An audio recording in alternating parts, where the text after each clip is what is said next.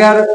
شادی شدہ بندہ یا اس کے علاوہ اور کوئی غیر شادی شدہ بندہ جس کے اوپر اگر غسل فرض ہو جائے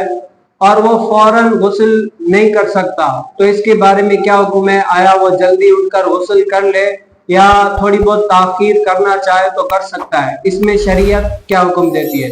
تو نبی کریم صلی اللہ علیہ وسلم حضور علیہ السلام کیا کرتے ہیں؟ اگر رات کے ٹائم نبی کریم صلی اللہ علیہ وسلم کے اوپر غسل کرنا لازم ہو جاتا اور اس ٹائم پر حضور علیہ السلام غسل نہیں کرتے، حضور علیہ السلام جاتے نماز جیسا جیسے وضو کرتے ہیں نا، نماز جیسا وضو کر کے سو جاتے اور نماز فجر سے پہلے اٹھ کر غسل کر لیتے، نماز ادا کر لیتے۔ تو یہی طریقہ ہے، اگر کسی کو رات کے ٹائم پر غسل فرض ہو گیا اور وہ چاہتا ہے کہ میں ابھی غسل